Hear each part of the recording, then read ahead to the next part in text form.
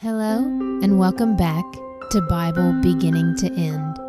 I'm glad you're here with me today, joining again as we continue to read through the scriptures together. As always, I'll be asking some questions along the way that are just designed to get your mind thinking on the scriptures. But the most important part is to let God speak through His Word as it is presented. I'll be reading from the New Living Translation. Today we're going to read through Genesis 39 to 45 as we continue studying Joseph's story. Let's remind ourselves where we were last time we met. Leading up to this, Joseph was favored above all his brothers by his father Jacob. This made his brothers very jealous, and they decided to sell him into slavery. Joseph ended up in Egypt, working for Potiphar, who was the captain of the guard for Pharaoh, the king of Egypt. Last time I asked you guys to think about how this might turn out for Joseph. Make predictions about where you think Joseph's story will go, and if it is significant that he ends up so close to the king. So let's get started today in Genesis 39. Joseph in Potiphar's house. Verse 1. When Joseph was taken to Egypt by the Ishmaelite traders, he was purchased by Potiphar, an Egyptian officer. Potiphar was captain of the guard for Pharaoh, the king of Egypt. The Lord was with Joseph, so he succeeded in everything he did as he served in the home of his Egyptian master. Potiphar noticed this and realized that the Lord was with Joseph, giving him success in everything he did. This pleased Potiphar, so he soon made Joseph his personal attendant. He put him in charge of his entire household and everything he owned. So pause here and ask yourself, how did God bless Joseph?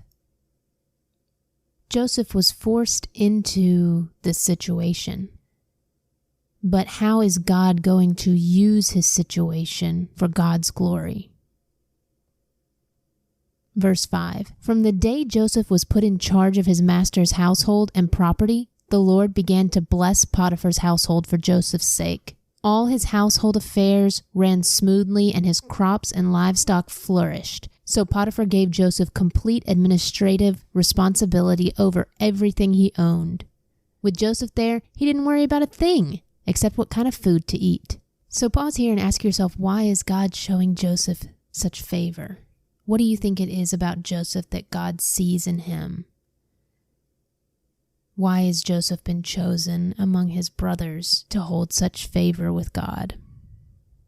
The rest of verse 6.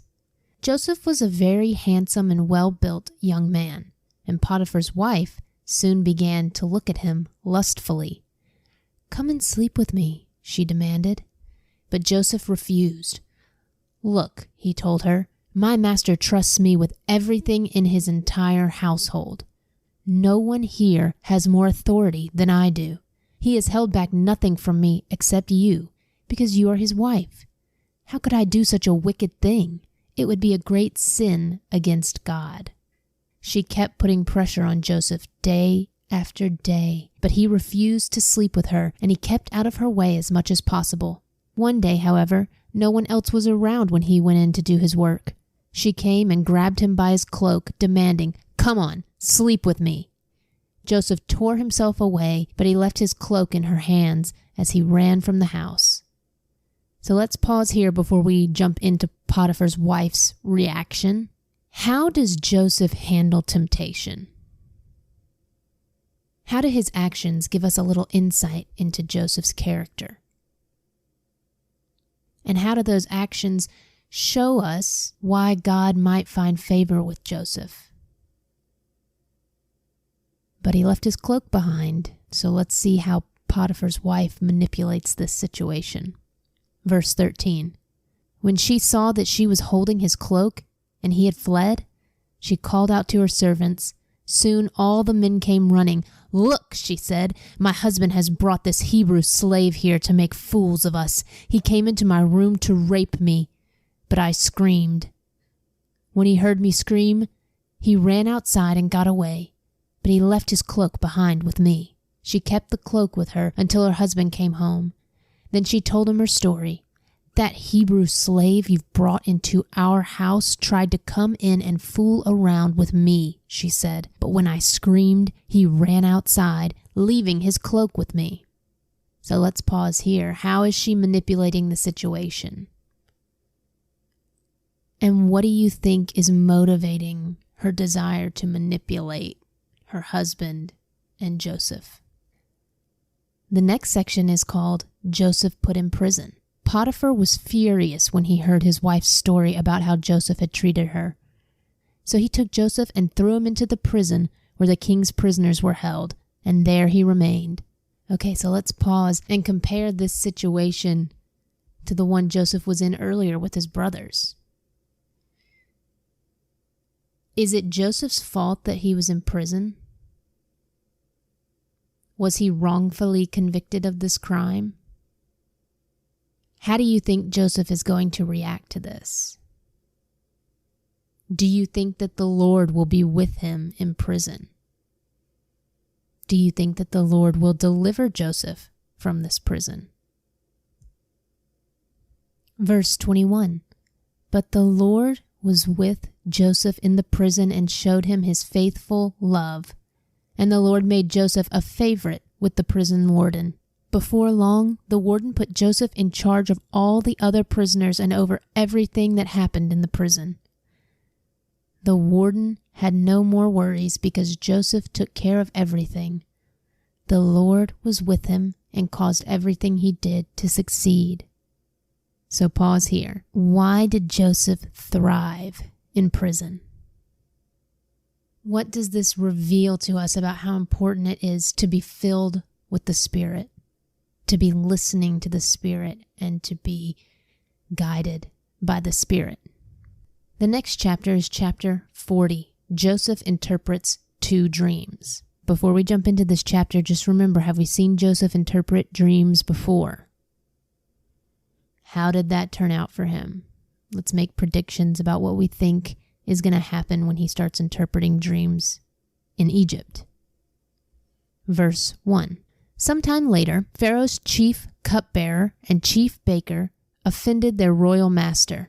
Pharaoh became angry with these 2 officials, and he put them in the prison where Joseph was, in the palace of the captain of the guard. They remained in prison for quite some time, and the captain of the guard assigned them to Joseph, who looked after them. While they were in prison, Pharaoh's cupbearer and baker each had a dream one night, and each dream had its own meaning.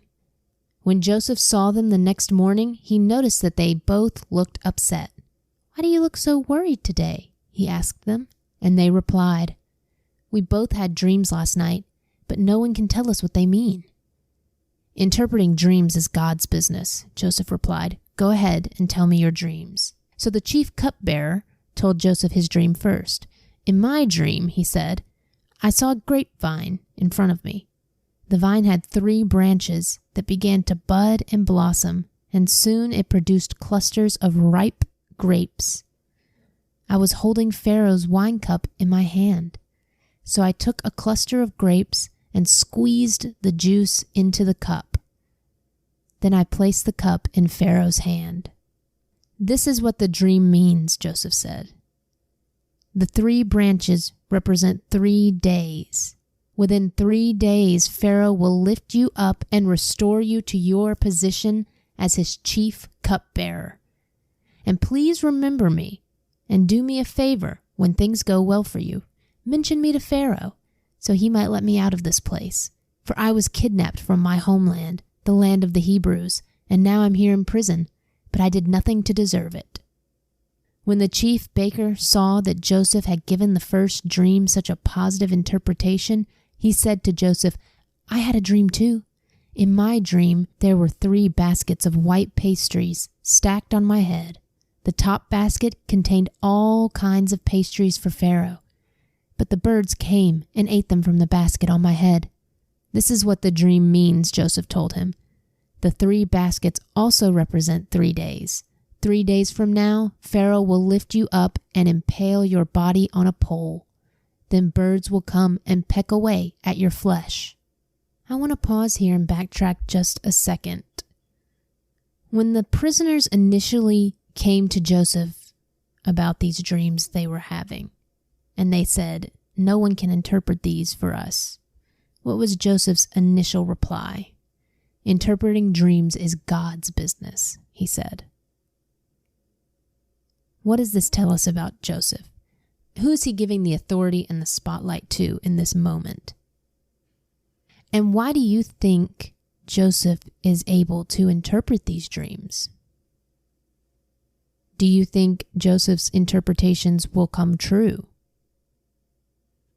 Verse 20. Pharaoh's birthday came 3 days later, and he prepared a banquet for all his officials and staff.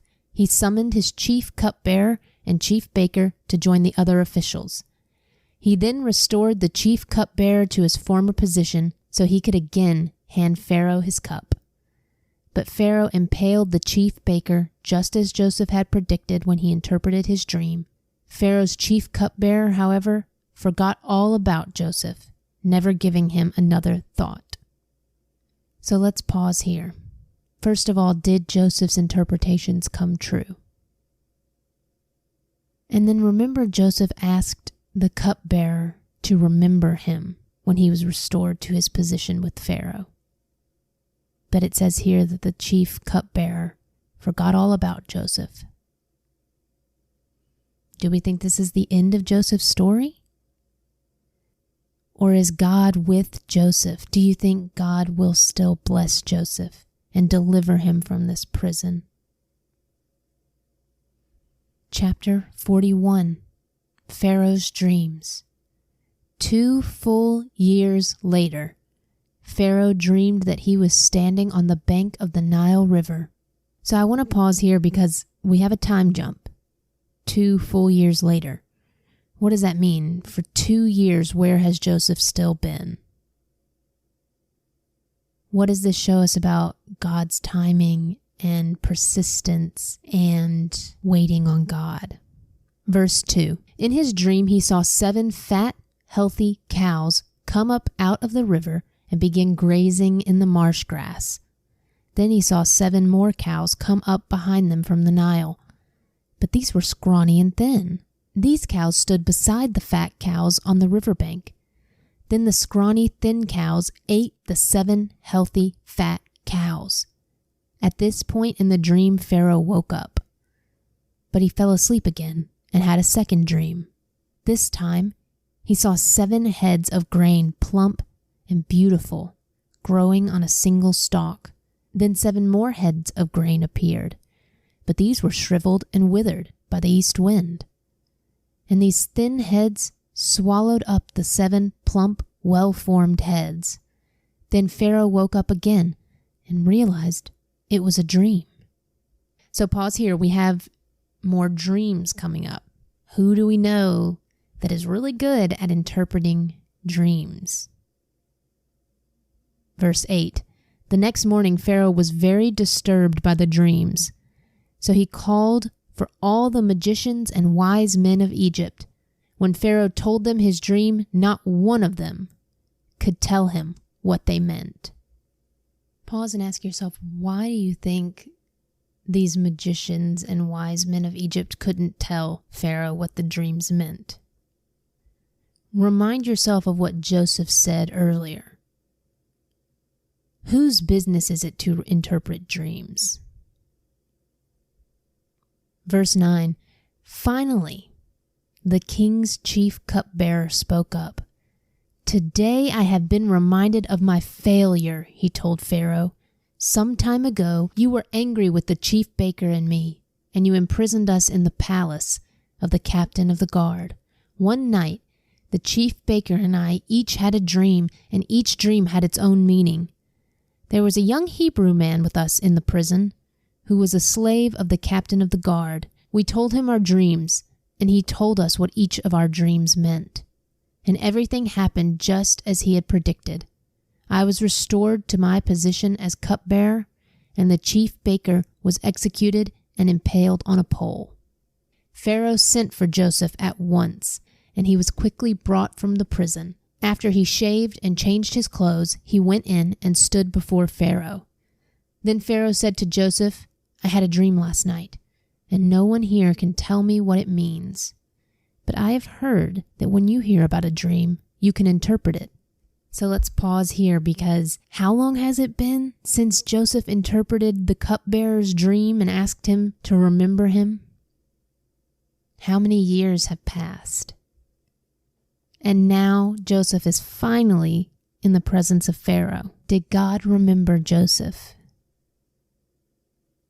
When Hagar said, "You're the one who sees me," early on in Genesis, I almost see that as a theme throughout this book of God seeing and remembering his people and remaining faithful.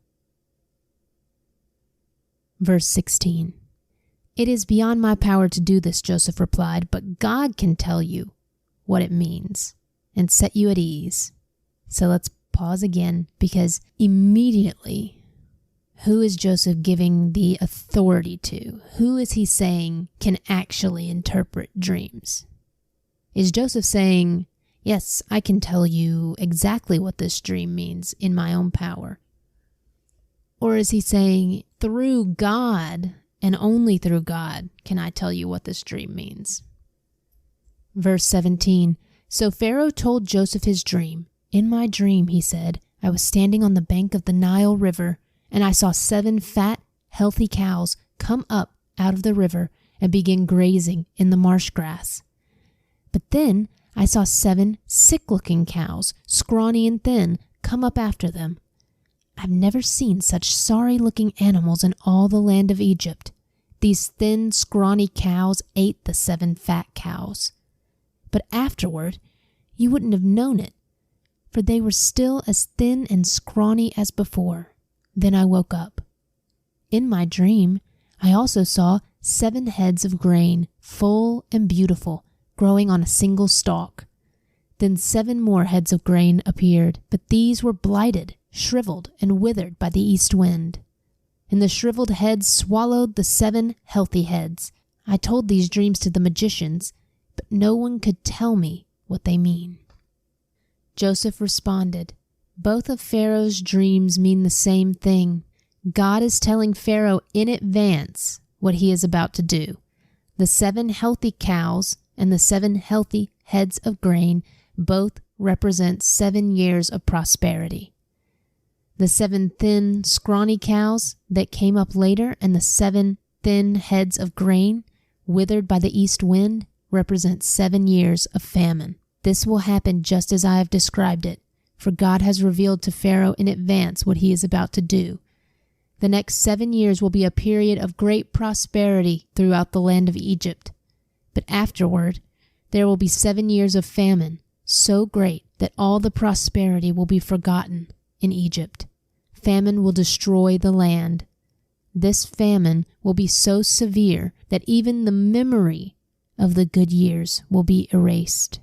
As for having 2 similar dreams, it means that these events have been decreed by God, and he will soon make them happen. Therefore, Pharaoh should find an intelligent and wise man and put him in charge of the entire land of Egypt. Then Pharaoh should appoint supervisors over the land and let them collect 1/5 of all the crops during the 7 good years. Have them gather all the food produced in the good years that are just ahead and bring it to Pharaoh's storehouse. Store it away and guard it, so there will be food in the cities. That way, there will be enough to eat when the 7 years of famine come to the land of Egypt. Otherwise, this famine will destroy the land."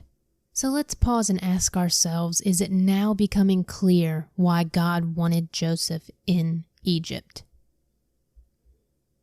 Was his road to Egypt smooth, or was it rocky and difficult? But ultimately, why was he needed there? The next section is called Joseph Made Ruler of Egypt. Joseph's suggestions were well received by Pharaoh and his officials. So Pharaoh asked his officials, "Can we find anyone else like this man so obviously filled with the Spirit of God?" Then Pharaoh said to Joseph, "Since God has revealed the meaning of the dreams to you, Clearly, no one else is as intelligent or wise as you are. You will be in charge of my court, and all my people will take orders from you. Only I, sitting on my throne, will have a rank higher than yours." Pharaoh said to Joseph, "I hereby put you in charge of the entire land of Egypt." Then Pharaoh removed his signet ring from his hand and placed it on Joseph's finger. He dressed him in fine linen clothing and hung a gold chain around his neck.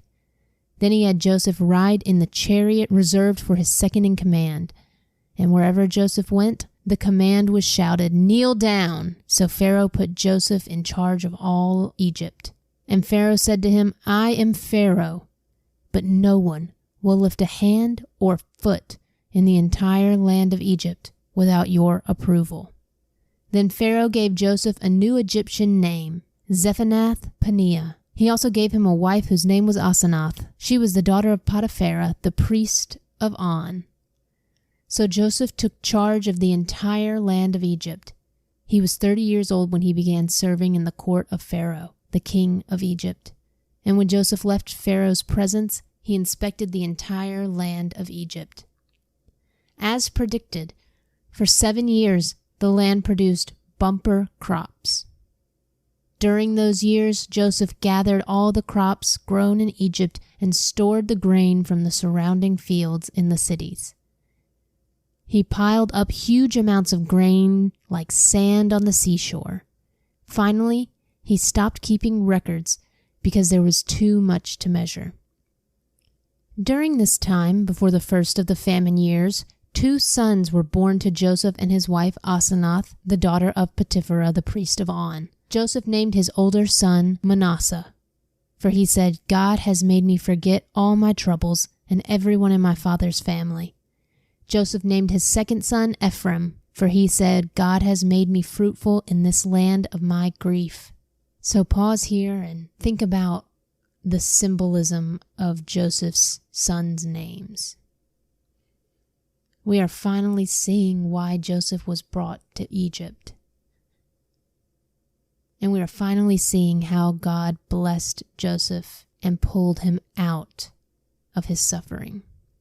Verse 53, "At last the 7 years of bumper crops throughout the land of Egypt came to an end. Then the 7 years of famine began, just as Joseph had predicted. The famine also struck all the surrounding countries, but throughout Egypt there was plenty of food. Eventually, however, the famine spread throughout the land of Egypt as well. And when the people cried out to Pharaoh for food, he told them, 'Go to Joseph and do whatever he tells you.' So with severe famine everywhere, Joseph opened up the storehouses and distributed grain to the Egyptians, for the famine was severe throughout the land of Egypt. And people from all around came to Egypt to buy grain from Joseph, because the famine was severe throughout the world." That's the end of chapter 41. And before we jump into chapter 42, let's reminisce. How did Joseph get to Egypt in the first place? Who sold him into slavery? What do we think his brothers have been doing all this time? We haven't really heard from them yet, but we're about to. How do you think Joseph feels toward his brother? Do you think he harbors bitterness, or do you think he has forgiven his brothers for selling him into slavery? How do you think Joseph will react when he comes face to face with his brothers? Chapter 42. Joseph's brothers go to Egypt. When Jacob heard that grain was available in Egypt, he said to his sons, "Why are you standing around looking at one another? I have heard there is grain in Egypt. Go down there and buy enough grain to keep us alive, otherwise we'll die." So Joseph's 10 older brothers went down to Egypt to buy grain. But Jacob wouldn't let Joseph's younger brother Benjamin go with them, for fear some harm might come to him. So Jacob's sons arrived in Egypt along with others to buy food, for the famine was in Canaan as well. Since Joseph was governor of all Egypt and in charge of selling grain to all the people, it was to him that his brothers came. When they arrived, they bowed before him with their faces to the ground. Joseph recognized his brothers instantly. But he pretended to be a stranger and spoke harshly to them. "Where are you from?" he demanded. Before we jump into their response, let's pause here because remember Joseph's dream that he had when he was still living with Jacob and his brothers. Go back and read the descriptions of those dreams and then ask yourself, how is that dream partially fulfilled when his brothers visit him in Egypt? Also ask yourself, do his brothers even recognize Joseph? Verse 7. Joseph recognized his brothers instantly, but he pretended to be a stranger and spoke harshly to them. "Where are you from?" he demanded. "From the land of Canaan," they replied. "We have come to buy food." Although Joseph recognized his brothers, they didn't recognize him, and he remembered the dreams he'd had about them many years before. He said to them, "You are spies. You have come to see how vulnerable our land has become." "No, my lord," they exclaimed. "Your servants have simply come to buy food. We are all brothers, members of the same family. We are honest men, sir. We are not spies." "Yes, you are," Joseph insisted. "You have come to see how vulnerable our land has become." "Sir," they said, "there are actually 12 of us. We, your servants, are all brothers, sons of a man living in the land of Canaan. Our youngest brother is back there with our father right now, and one of our brothers is no longer with us." But Joseph insisted, "As I said, you are spies. This is how I will test your story. I swear by the life of Pharaoh that you will never leave Egypt unless your youngest brother comes here. One of you must go and get your brother. I'll keep the rest of you here in prison. Then we'll find out whether or not your story is true. By the life of Pharaoh, if it turns out that you don't have a younger brother, then I'll know you are spies." So Joseph put them all in prison for 3 days. On the 3rd day, Joseph said to them, "I am a God-fearing man. If you do as I say, you will live. If you really are honest men, choose one of your brothers to remain in prison.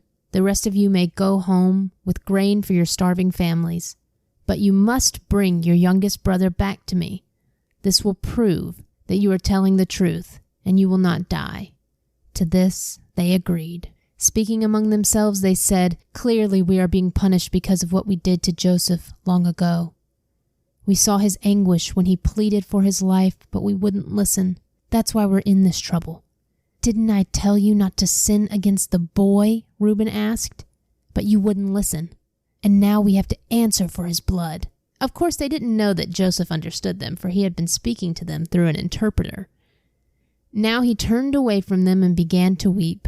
When he regained his composure, he spoke to them again. Then he chose Simeon from among them and had him tied up right before their eyes.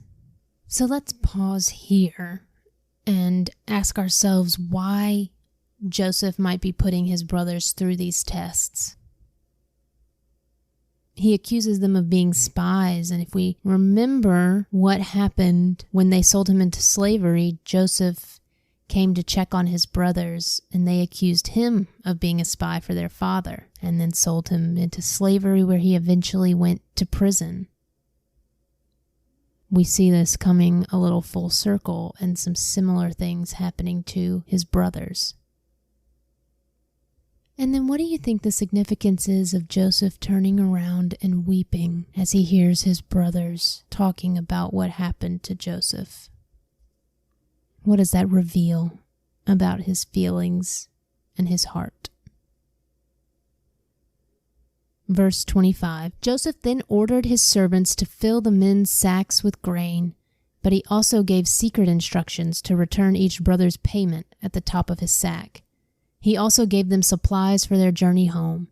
So the brothers loaded their donkeys with grain and headed for home. But when they stopped for the night and one of them opened his sack to get grain for his donkey, he found his money in the top of his sack.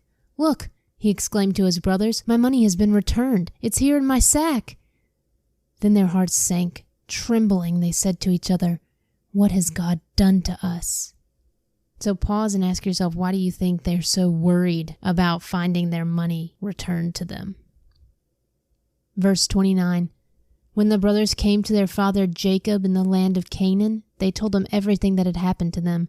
"The man who is governor of the land spoke very harshly to us," they told him. "He accused us of being spies, scouting the land. But we said, 'We are honest men, not spies. We are 12 brothers, sons of one father. One brother is no longer with us, and the youngest is at home with our father in the land of Canaan.' Then the man who is governor of the land told us, 'This is how I will find out if you are honest men. Leave one of your brothers here with me and take grain for your starving families and go on home. But you must bring your youngest brother back to me. Then I will know you are honest men and not spies. Then I will give you back your brother, and you may trade freely in the land.' As they emptied out their sacks, there in each man's sack was the bag of money he had paid for the grain. The brothers and their father were terrified when they saw the bags of money. Jacob exclaimed, 'You are robbing me of my children. Joseph is gone, Simeon is gone, and now you want to take Benjamin too? Everything is going against me.' Then Reuben said to his father, 'You may kill my 2 sons if I don't bring Benjamin back to you. I'll be responsible for him, and I promise to bring him back.'" So pause there. Why do you think Reuben is so adamant that he's going to be the one to bring Benjamin back? Do you think he still feels guilt over what happened with Joseph? Verse 38, "But Jacob replied, 'My son will not go down with you. His brother Joseph is dead, and he is all I have left. If anything should happen to him on your journey, you would send this grieving white-haired man to his grave.'" So that's the end of chapter 42. Do you think that they will return with Benjamin? And do you think that they will ever find out that the man who is orchestrating all of this is actually Joseph? Let's find out in chapter 43. The brothers returned to Egypt. But the famine continued to ravage the land of Canaan. When the grain they had brought from Egypt was almost gone, Jacob said to his sons, "Go back and buy us a little more food." But Judah said, "The man was serious when he warned us. You won't see my face again unless your brother is with you. If you send Benjamin with us, we will go down and buy more food. But if you don't let Benjamin go, we won't go either. Remember, the man said, 'You won't see my face again unless your brother is with you.'" "Why were you so cruel to me?" Jacob moaned. "Why did you tell him you had another brother?"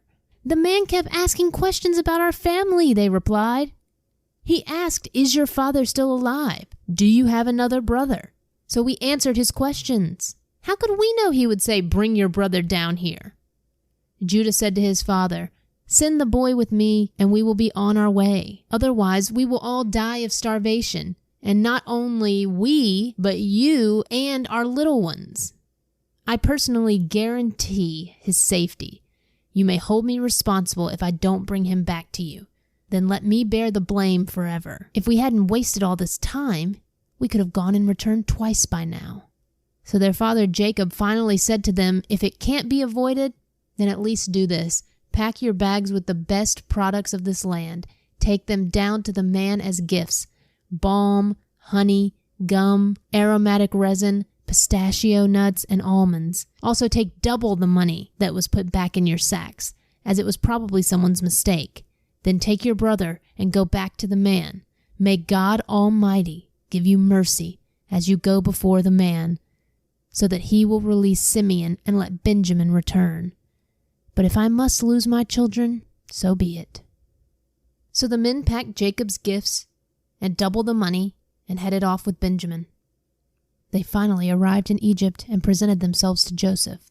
When Joseph saw Benjamin with them, he said to the manager of his household, "These men will eat with me this noon. Take them inside the palace.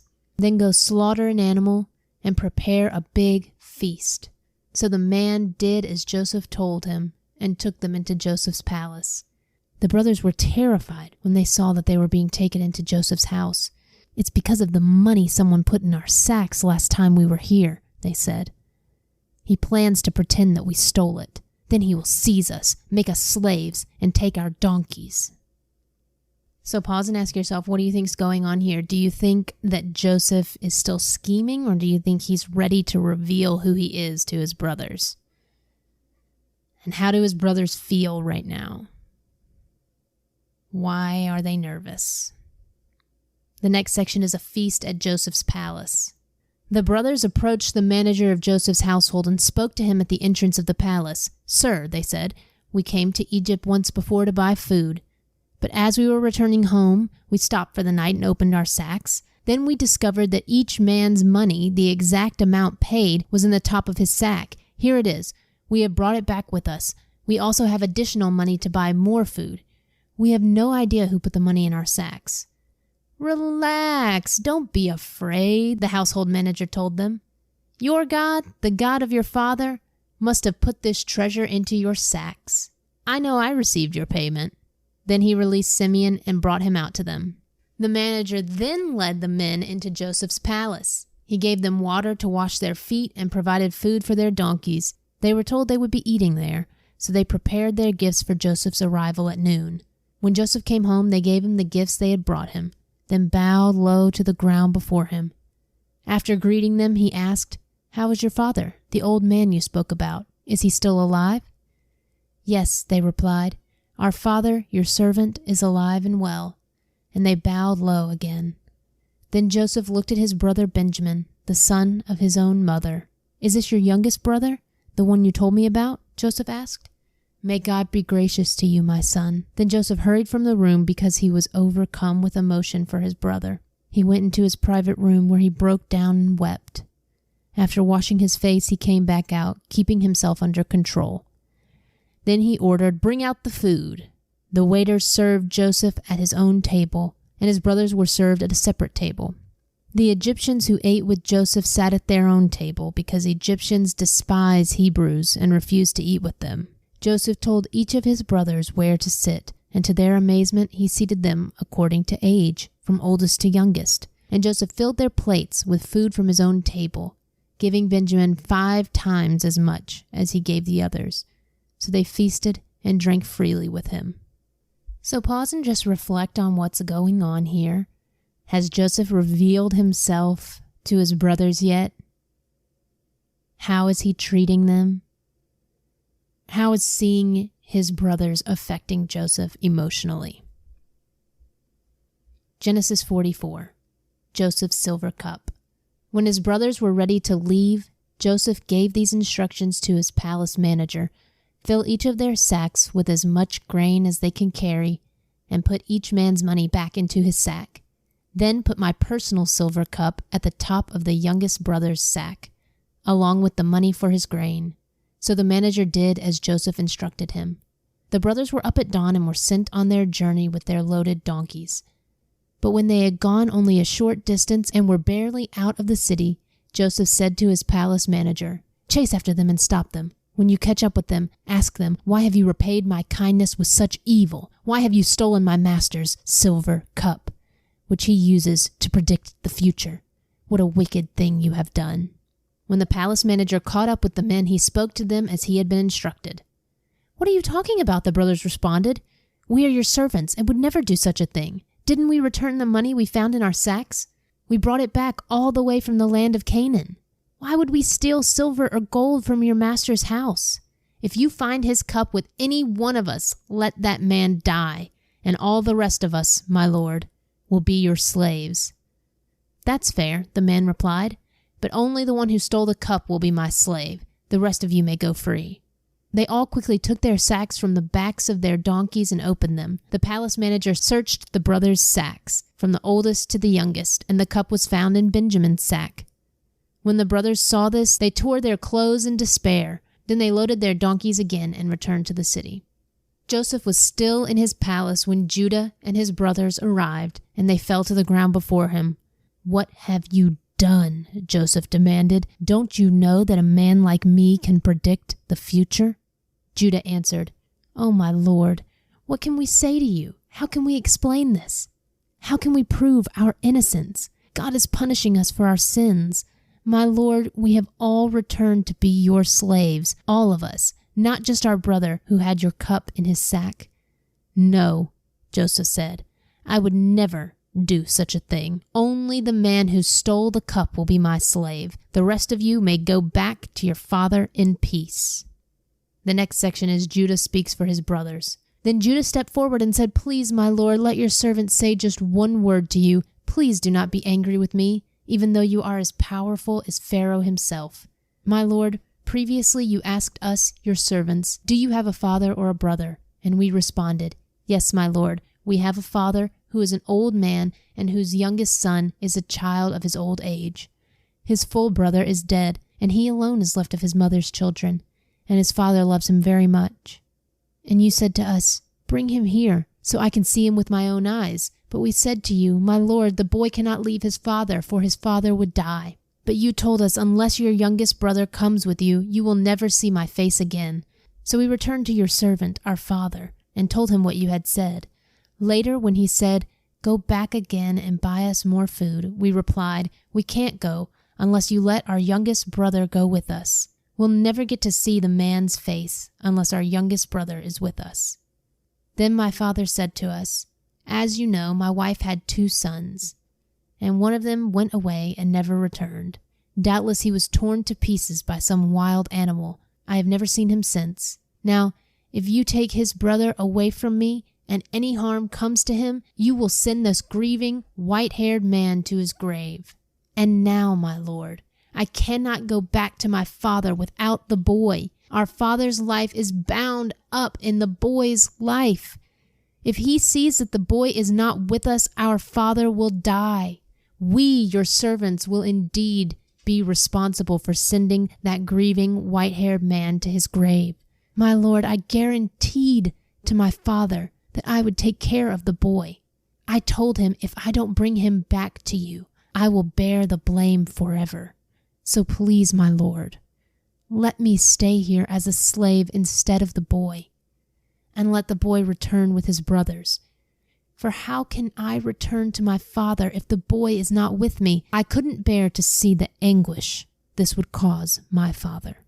So pause, that's the end of chapter 44. Just think about the irony going on in this section.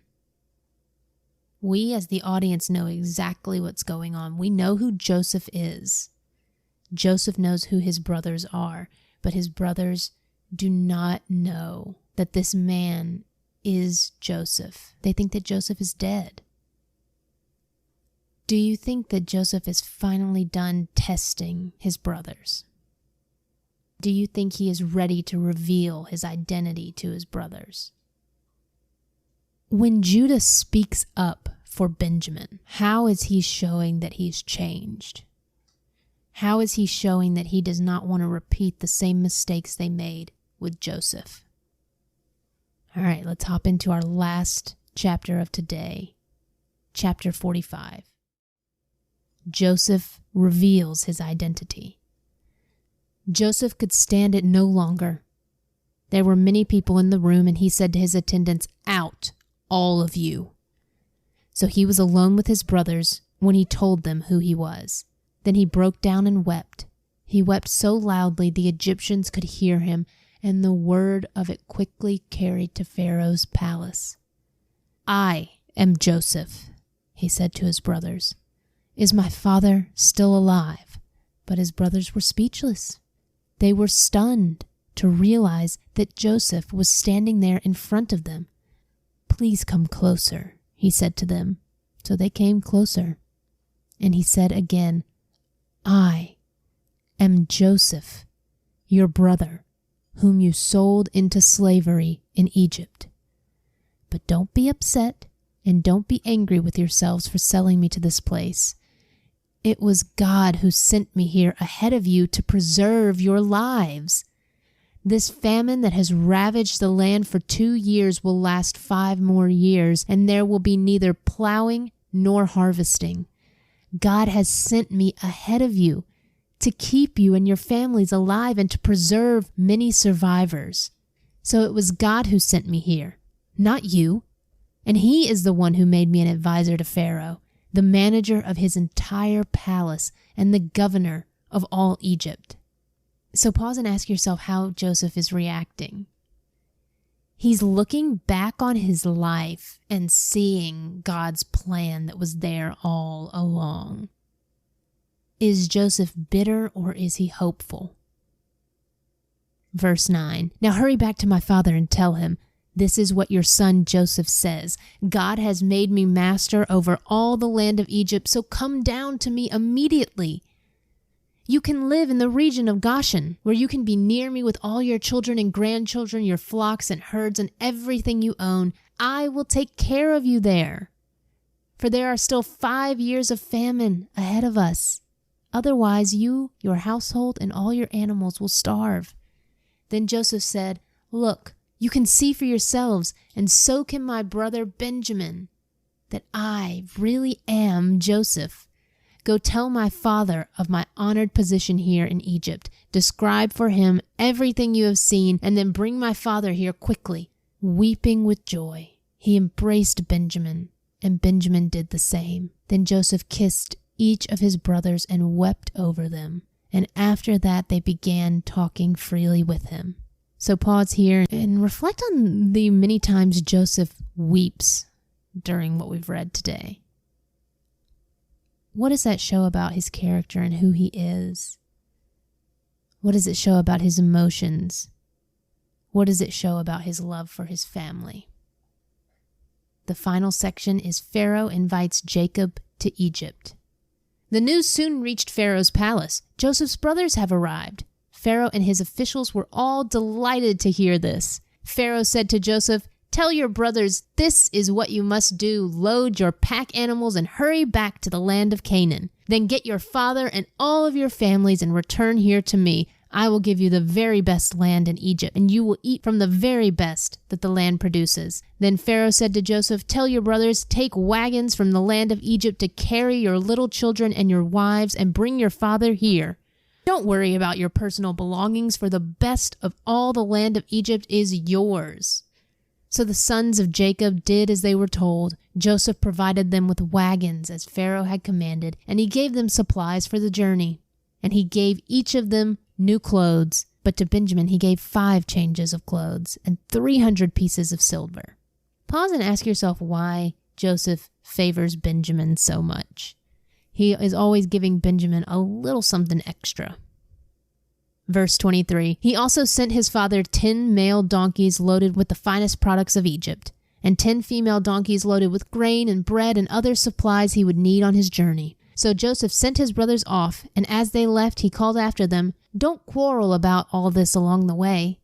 And they left Egypt and returned to their father Jacob in the land of Canaan. Joseph is still alive, they told him, and he is governor of all the land of Egypt.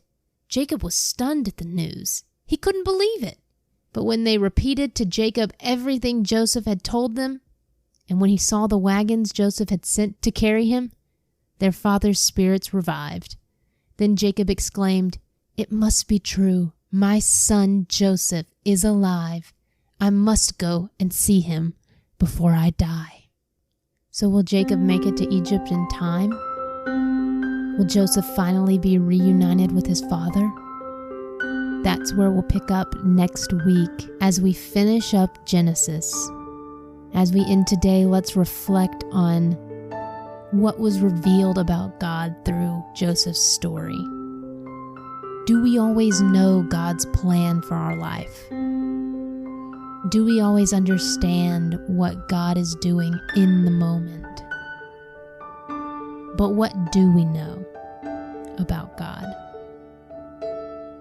We know that He will always provide.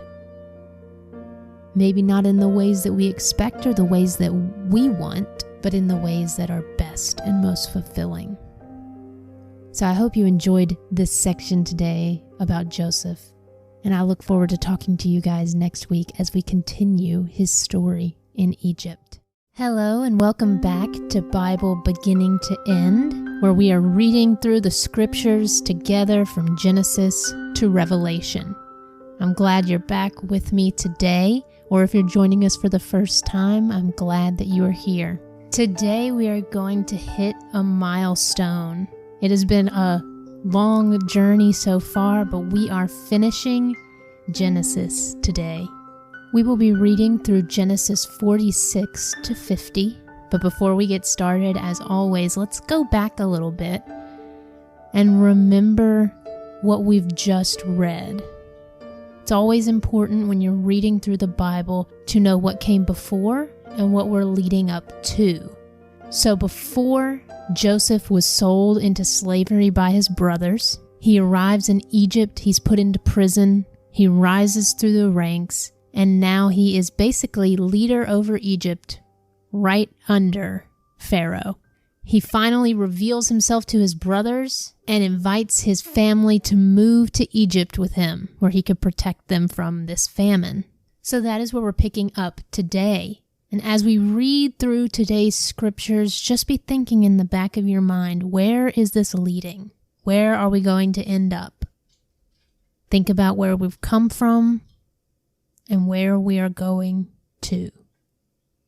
As always, I'll be reading from the New Living Translation, so if you'd like to read along, you can pull out your own Bible or click the link in the description, which will take you to the online versions of today's scriptures. So let's begin today with Genesis 46, Jacob's journey to Egypt. So Jacob set out for Egypt with all his possessions, and when he came to Beersheba, he offered sacrifices to the God of his father Isaac. During the night, God spoke to him in a vision. "Jacob, Jacob," he called. "Here I am," Jacob replied. "I am God, the God of your father," the voice said. "Do not be afraid to go down to Egypt, for there I will make your family into a great nation. I will go with you down to Egypt, and I will bring you back again. You will die in Egypt, but Joseph will be with you to close your eyes." So let's pause here because it's always important when we actually hear the words of God. God is making a promise to Jacob. Have we ever seen God fail to fulfill a promise? Reflect on the promises we've seen God fulfill throughout Genesis so far. Do we think that God will also fulfill this promise? Verse 5. So Jacob left Beersheba, and his sons took him to Egypt. They carried him and their little ones and their wives in the wagons Pharaoh had provided for them. They also took all their livestock and all the personal belongings they had acquired in the land of Canaan. So Jacob and his entire family went to Egypt. Sons and grandsons, daughters and granddaughters, all his descendants. Okay, let's pause real quick because we're about to jump into another genealogy. I know these can be a little exhausting, but what have we been emphasizing these past couple of verses? Every single one of Jacob's descendants is going to Egypt. Would the Bible mention this if it wasn't significant? As we read through these names, try and think about why it might be significant that all of Jacob's descendants will be in Egypt. If you know anything about Exodus, think ahead to what is going to happen with Jacob's descendants in Egypt. And if you don't know anything about Exodus, that's okay too. You can always read ahead, but we will get to it starting next week. Verse 8. These are the names of the descendants of Israel, the sons of Jacob, who went to Egypt. Reuben was Jacob's oldest son. The sons of Reuben were Hanok, Palu, Hezron, and Carmi. The sons of Simeon were Jemuel, Jamin, Ohad, Jachin, Zohar, and Shaul. Shaul's mother was a Canaanite woman. The sons of Levi were Gershon, Kohath, and Merari. The sons of Judah were Onan, Shelah, Perez, and Zerah, though and Onan had died in the land of Canaan. The sons of Perez were Hezron and Hamul. The sons of Issachar were Tala, Pua, Jashub, and Shimron. The sons of Zebulun were Sered, Elon, and Jaleel. These were the sons of Leah and Jacob, who were born in Paddan Aram, in addition to their daughter Dinah. The number of Jacob's descendants, male and female, through Leah was 33. The sons of Gad were Zephon, Haggai, Shannai, Ezbon, Eri, Aradi, and Areli. The sons of Asher were Imnah, Ishva, Ishvi, and Beriah. Their sister was Sarah. Beriah's sons were Heber and Malchiel. These were the sons of Zilpah, the servant given to Leah by her father Laban. The number of Jacob's descendants through Zilpah was 16. The sons of Jacob's wife Rachel were Joseph and Benjamin. Joseph's sons, born in the land of Egypt, were Manasseh and Ephraim. Their mother was Asenath, daughter of Potipherah, the priest of On. Benjamin's sons were Bela, Becher, Ashbel, Gera, Naaman, Ahai, Rosh, Muppim, Huppim, and Ard. These were the sons of Rachel and Jacob. The number of Jacob's descendants through Rachel was 14. The son of Dan was Husham. The sons of Naphtali were Jeziel, Guni, Jezer, and Shillem. These were the sons of Bilhah, the servant given to Rachel by her father Laban. The number of Jacob's descendants through Bilhah was 7.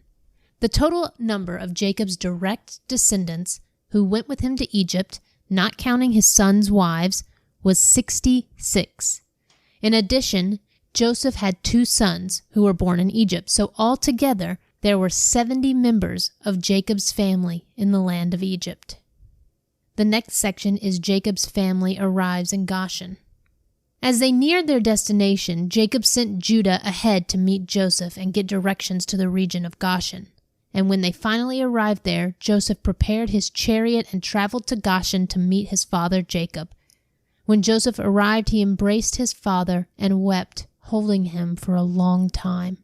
"Finally," Jacob said to Joseph, "now I am ready to die, since I have seen your face and know you are still alive." So let's pause there, because which of his sons did Jacob favor the most? How important is this reunion? Verse 31, "And Joseph said to his brothers and to his father's entire family, 'I will go to Pharaoh and tell him, my brothers and my father's entire family have come to me from the land of Canaan. These men are shepherds, and they raise livestock. They have brought with them their flocks and herds and everything they own.' Then he said, 'When Pharaoh calls for you and asks you about your occupation, you must tell him, we, your servants, have raised livestock all our lives, as our ancestors have always done. When you tell him this, he will let you live here in the region of Goshen, for the Egyptians despise shepherds." Chapter 47. Jacob blesses Pharaoh. Then Joseph went to see Pharaoh and told him, "My father and brothers have arrived from the land of Canaan. They have come with all their flocks and herds and possessions, and they are now in the region of Goshen." Joseph took 5 of his brothers with him and presented them to Pharaoh. And Pharaoh asked his brothers, "What is your occupation?" They replied, "We, your servants, are shepherds just like our ancestors. We have come to live here in Egypt for a while, but there is no pasture for our flocks in Canaan. The famine is very severe there, so please we request permission to live in the region of Goshen." Then Pharaoh said to Joseph, "Now that your father and brothers have joined you here, choose any place in the entire land of Egypt for them to live. Give them the best land of Egypt. Let them live in the region of Goshen. And if any of them have special skills, put them in charge of my livestock too." So pause here and ask yourself, why do you think Pharaoh treats Joseph's family so favorably? What do we know about the relationship between Joseph and Pharaoh? What has Joseph done for Pharaoh to win his favor? Verse 7, "Then Joseph brought in his father Jacob and presented him to Pharaoh. And Jacob blessed Pharaoh." Pause here and ask yourself, why do you think Jacob blesses Pharaoh? Pharaoh is the king over Egypt. Jacob has come into Pharaoh's land, but Jacob is the one presenting the blessing. Why do you think that is? What do you think the significance of that is? Verse 8. "How old are you?" Pharaoh asked him. Jacob replied, "I have traveled this earth for 130 hard years. But my life has been short compared to the lives of my ancestors." Then Jacob blessed Pharaoh again before leaving his court. So Joseph assigned the best land of Egypt, the region of Ramses, to his father and his brothers, and he settled them there, just as Pharaoh had commanded. And Joseph provided food for his father and his brothers in amounts appropriate to the number of their descendants, including the smallest children. The next section is Joseph's leadership in the famine. Meanwhile, the famine became so severe that all the food was used up, and people were starving throughout the lands of Egypt and Canaan. By selling grain to the people, Joseph eventually collected all the money in Egypt and Canaan, and he put the money in Pharaoh's treasury. When the people of Egypt and Canaan ran out of money, all the Egyptians came to Joseph. "Our money is gone," they cried, "but please give us food, or we will die before your very eyes." Joseph replied, "Since your money is gone, bring me your livestock. I will give you food in exchange for your livestock." So they brought their livestock to Joseph in exchange for food. In exchange for their horses, flocks of sheep and goats, herds of cattle, and donkeys, Joseph provided them with food for another year. But that year ended. And the next year they came again and said, "We cannot hide the truth from you, my lord. Our money is gone, and all our livestock and cattle are yours. We have nothing left to give but our bodies and our land. Why should we die before your very eyes? Buy us and our land in exchange for food. We offer our land and ourselves as slaves for Pharaoh. Just give us grain so we may live and not die, and so the land does not become empty and desolate." So let's pause here. How desperate are the people of Egypt right now? We knew that a famine was coming, but what do their actions show about how terrible the situation actually was?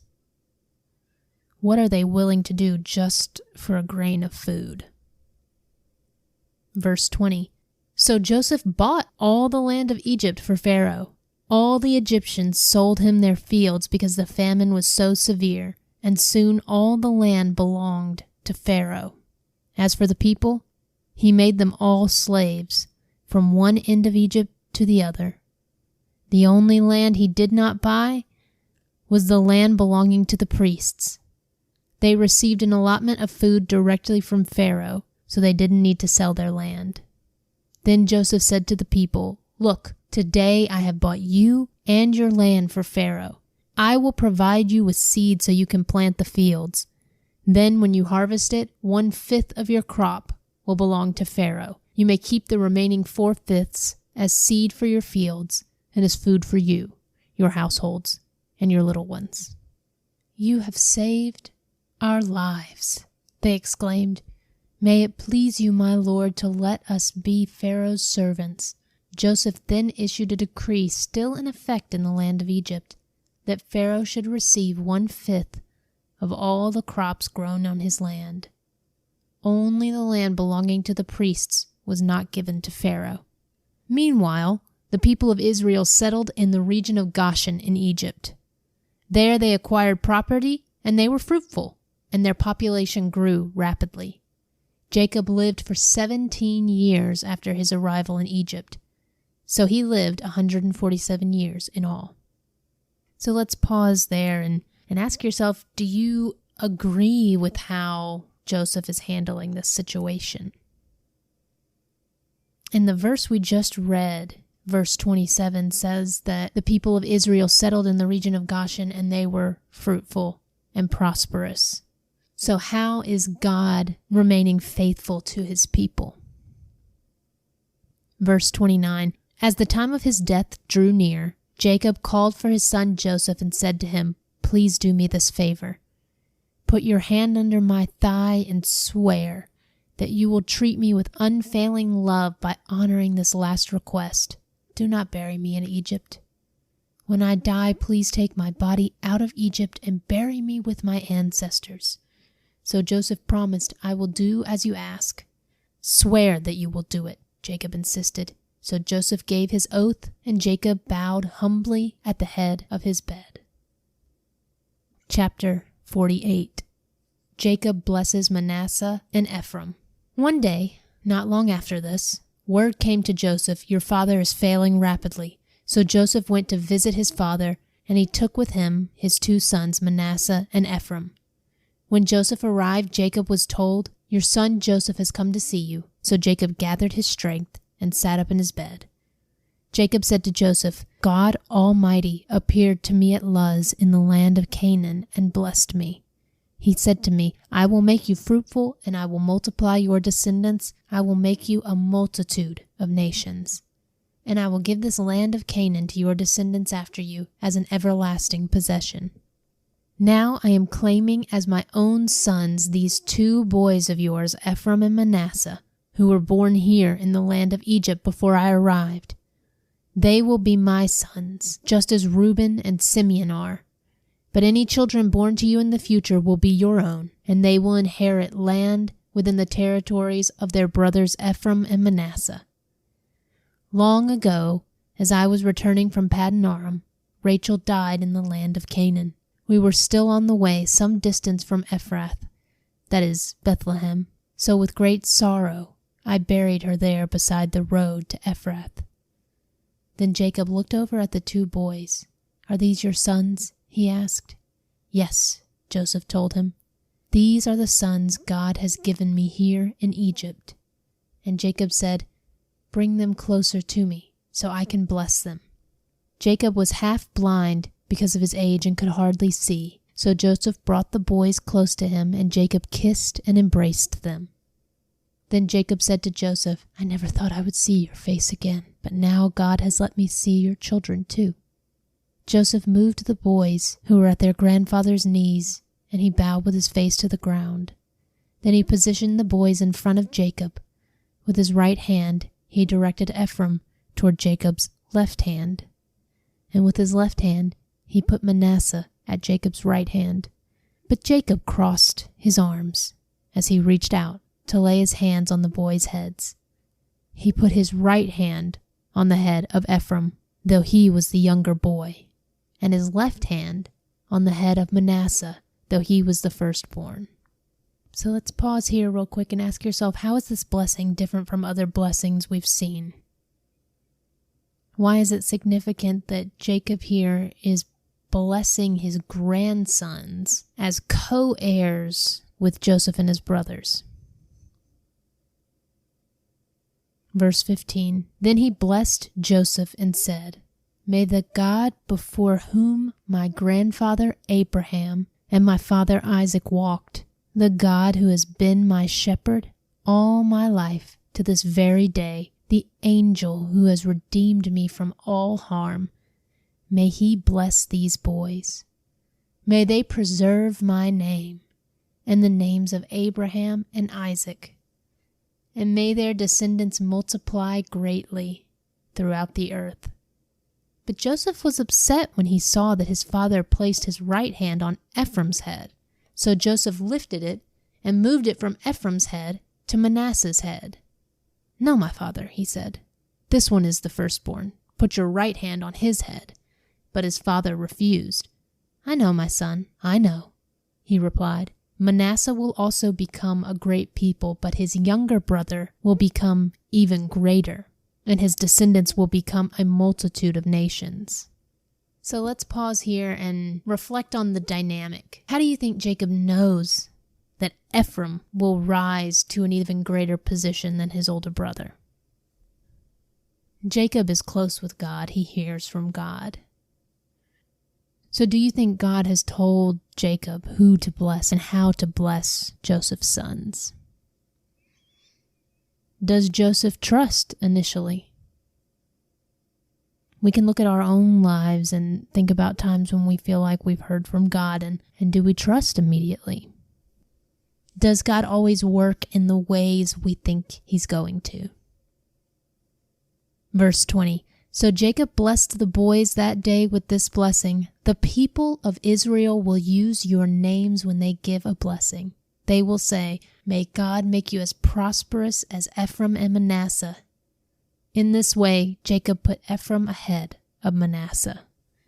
Then Jacob said to Joseph, 'Look, I'm about to die, but God will be with you and will take you back to Canaan, the land of your ancestors. And beyond what I have given your brothers, I am giving you an extra portion of the land that I took from the Amorites with my sword and bow. Chapter 49. Jacob's last words to his sons. Then Jacob called all his sons and said, "Gather around me, and I will tell you what will happen to each of you in the days to come. Come and listen, you sons of Jacob. Listen to Israel your father. Reuben, you are my firstborn, my strength, the child of my vigorous youth. You are first in rank and first in power, but you are as unruly as a flood. And you will be first no longer, for you went to bed with my wife. You defiled my marriage couch. Simeon and Levi are two of a kind. Their weapons are instruments of violence. May I never join in their meetings. May I never be a party to their plans. For in their anger they murdered men, and they crippled oxen just for sport. A curse on their anger, for it is fierce. A curse on their wrath, for it is cruel. I will scatter them among the descendants of Jacob. I will disperse them throughout Israel. Judah, your brothers will praise you. You will grasp your enemies by the neck. All your relatives will bow before you. Judah, my son, is a young lion that has finished eating its prey. Like a lion, he crouches and lies down. Like a lioness, who dares to rouse him? The scepter will not depart from Judah, nor the ruler's staff from his descendants, until the coming of the one to whom it belongs, the one whom all nations will honor. He ties his foal to a grapevine, the colt of his donkey to a choice vine. He washes his clothes in wine, his robes in the blood of grapes. His eyes are darker than wine, and his teeth are whiter than milk. Let's pause at Jacob's prediction for Judah. I want you to note how it's different from his other brothers. Read through it and see how it might be predicting the coming of a future Messiah who will rule over the entire world, not just Egypt. Verse 13, Zebulun will settle by the seashore and will be a harbor for ships. His borders will extend to Sidon. Issachar is a sturdy donkey resting between two saddle packs. When he sees how good the countryside is and how pleasant the land, he will bend his shoulder to the load and submit himself to hard labor. Dan will govern his people like any other tribe in Israel. Dan will be a snake beside the road, a poisonous viper along the path that bites the horse's hooves so its rider is thrown off. I trust in you for salvation, O Lord. Gad will be attacked by marauding bands, but he will attack them when they retreat. Asher will dine on rich foods and produce food fit for kings. Naphtali is a doe set free that bears beautiful fawns. Joseph is the foal of a wild donkey. The foal of a wild donkey at a spring, one of the wild donkeys on the ridge. Archers attacked him savagely. They shot at him and harassed him, but his bow remained taut, and his arms were strengthened.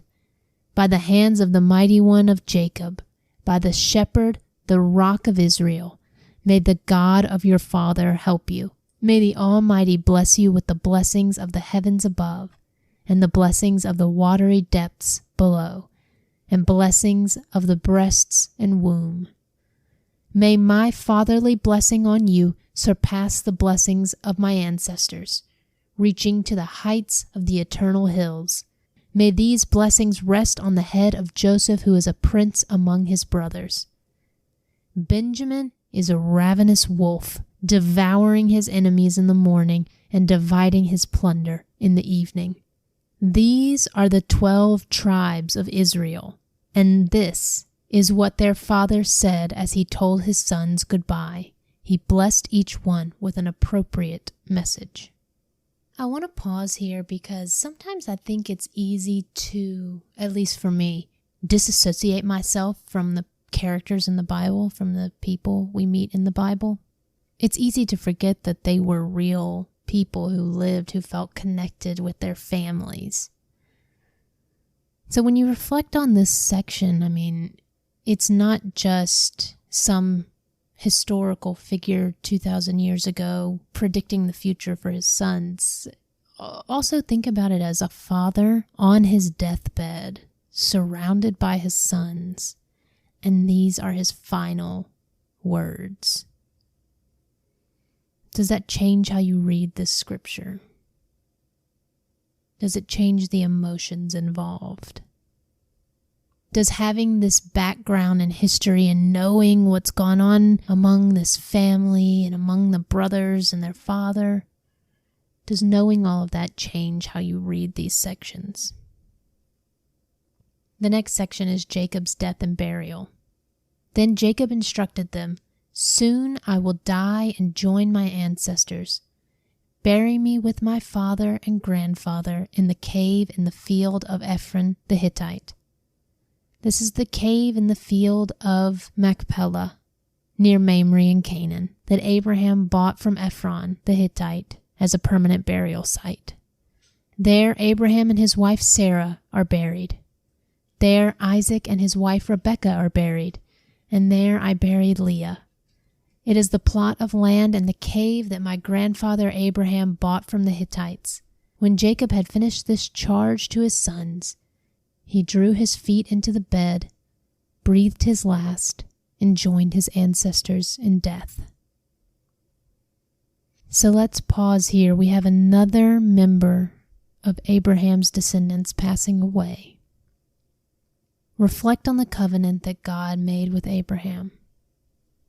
He has continued that covenant down the line through Jacob, and now that covenant will continue through Jacob's descendants. But reflect on Jacob's life and where he was and where he came from and the events that led to where he was in his final days. Chapter 50. Chapter 50 picks right up where chapter 49 left off. Joseph threw himself on his father and wept over him and kissed him. And Joseph told the physicians who served him to embalm his father's body. So Jacob was embalmed. The embalming process took the usual 40 days, and the Egyptians mourned his death for 70 days. When the period of mourning was over, Joseph approached Pharaoh's advisors and said, "Please do me this favor and speak to Pharaoh on my behalf. Tell him that my father made me swear an oath. He said to me, 'Listen, I'm about to die. Take my body back to the land of Canaan and bury me in the tomb I prepared for myself. So please allow me to go and bury my father. After his burial, I will return without delay.' Pharaoh agreed to Joseph's request. 'Go and bury your father as he made you promise,' he said. So Joseph went up to bury his father. He was accompanied by all of Pharaoh's officials, all the senior members of Pharaoh's household, and all the senior officers of Egypt. Joseph also took his entire household and his brothers and their households. But they left their little children and flocks and herds in the land of Goshen. A great number of chariots and charioteers accompanied Joseph.